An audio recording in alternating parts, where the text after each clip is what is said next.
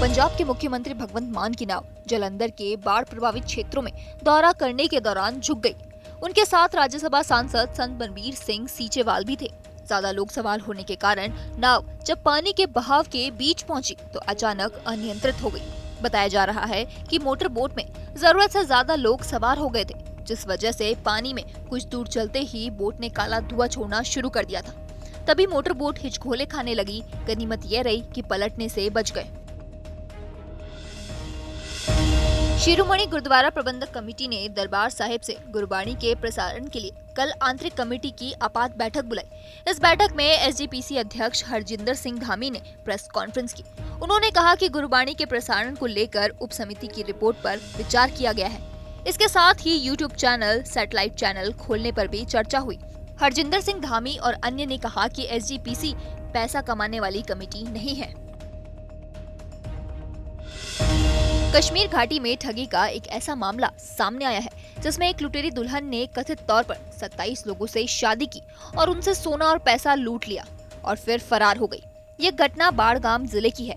इसका खुलासा तब हुआ जब श्रीनगर लाल चौक की प्रेस कॉलोनी में कुछ लोगों ने बताया कि इस औरत ने 27 मर्दों से शादी की है, कुछ समय साथ बिताया, उससे सोना और पैसे ठगे और यह बोलकर फरार हो गई कि वह मायके जा रही है। श्रीनगर लाल चौक में प्रेस कॉलोनी में जमा हुए कुछ लोगों के अनुसार ये ठग महिला जम्मू संभाग के राजौरी की निवासी है।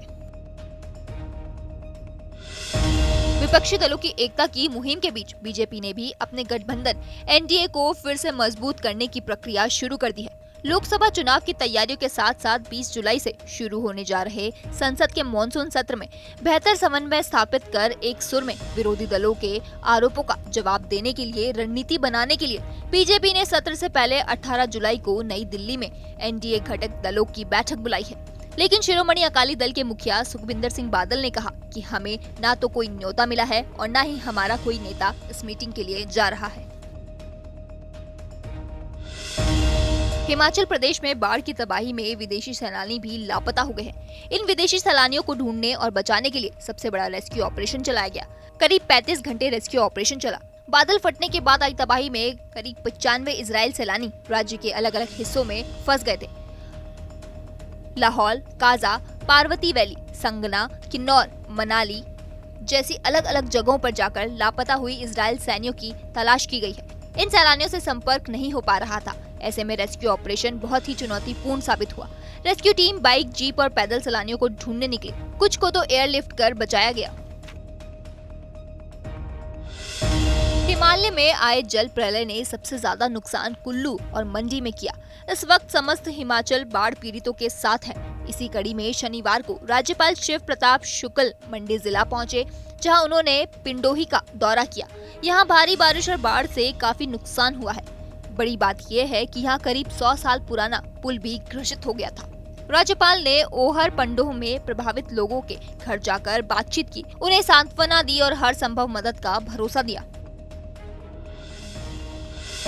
पीडब्ल्यूडी मंत्री विक्रमादित्य सिंह कुल्लू और मनाली के दौरे पहुंचे थे। उन्होंने यहाँ पर बाढ़ से हुए नुकसान का जायजा लिया। इस दौरान विक्रमादित्य सिंह केंद्र पर निशाना साधने से भी नहीं चुके। उन्होंने कहा कि हम केंद्र से भीख नहीं मांग रहे, मुआवजा हमारा हक है। नड्डा जी को पीएम मोदी के सामने आग्रह करना चाहिए। भारी बारिश से आई तबाही की मार झेल रहे हिमाचल के लोगों को अब महंगाई की भी मार पड़ गई है। दरअसल हिमाचल सरकार ने डीजल पर प्रति लीटर 3 रुपए की बढ़ोतरी कर दी है। हिमाचल प्रदेश में नए जारी आदेशों के मुताबिक अब डीजल पर प्रति लीटर 7 रुपए 40 पैसे की जगह 10 रुपए 40 पैसे वैट लगेगा। ऐसे में माना जा रहा है कि हिमाचल को वापस पटरी पर लाने के लिए डीजल के दाम बढ़ाए गए हैं। ऐसे में हिमाचल के पूर्व मुख्यमंत्री जयराम ठाकुर ने सुक्खू सरकार पर निशाना साधते हुए कहा कि हिमाचल की संपत्ति को नुकसान हुआ है, तो सरकार को राहत की बजाय डीजल पर दाम बढ़ा दिया गया है। आइए आपको सुनाते हैं क्या बोले जयराम ठाकुर।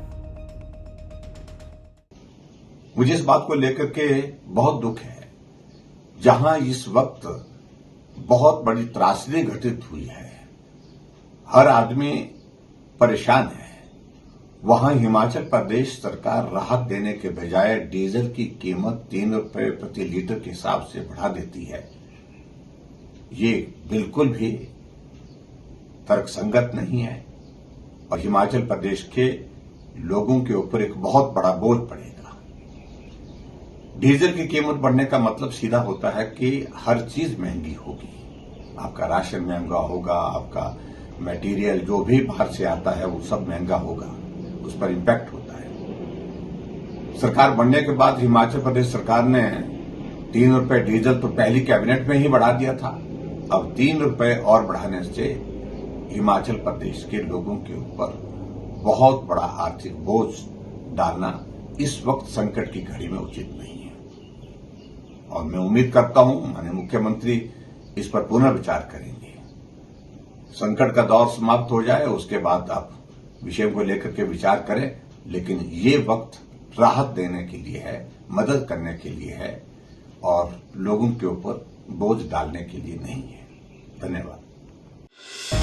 यमुना का जलस्तर बढ़ने से दिल्ली में कई जगहों पर पानी भरा हुआ है, जिसकी वजह से दिल्ली में लोगों को बाढ़ जैसी स्थिति का सामना करना पड़ रहा है। एक तरफ दिल्ली के लोग शहर में भरे पानी से जूझ रहे हैं, वहीं बीजेपी और आम आदमी पार्टी के बीच आरोप प्रत्यारोप जारी है। दिल्ली सरकार में मंत्री और आप प्रवक्ता सौरभ भारद्वाज ने बीजेपी पर दिल्ली के खिलाफ षड्यंत्र करने का आरोप लगाया। सुनिए क्या बोले सौरभ भारद्वाज। जितने भी पत्रकार दिल्ली में हैं, दिल्ली में रहते हैं, जितने भी दिल्ली के लोग इस प्रेस कॉन्फ्रेंस को सुन रहे होंगे, वे ये बात जानते हैं कि दिल्ली में 8 जुलाई को भारी वर्षा हुई, करीब 153 mm,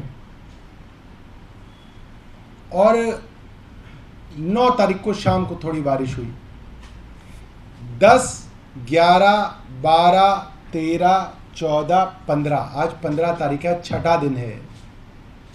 दिल्ली में बारिश नहीं हुई, कहीं हल्की फुल्की बूंदाबांदी हो गई हो, दिल्ली में कोई बारिश नहीं हुई, मॉडरेट रेन भी नहीं हुई। और सवाल ये होता है कि जब 6 दिन से दिल्ली में बारिश हो ही नहीं रही, तो दिल्ली के अंदर बाढ़ क्यों आ रही है? दिल्ली में यमुना का स्तर बढ़ क्यों रहा है? और इसका जवाब है भारतीय जनता पार्टी द्वारा शासित केंद्र और हरियाणा की सरकार दिल्ली के लोगों के खिलाफ एक षड्यंत्र के तहत, एक कॉन्स्पिरेसी के तहत दिल्ली को बाढ़ में झोंकने की पूरी कोशिश कर रही है।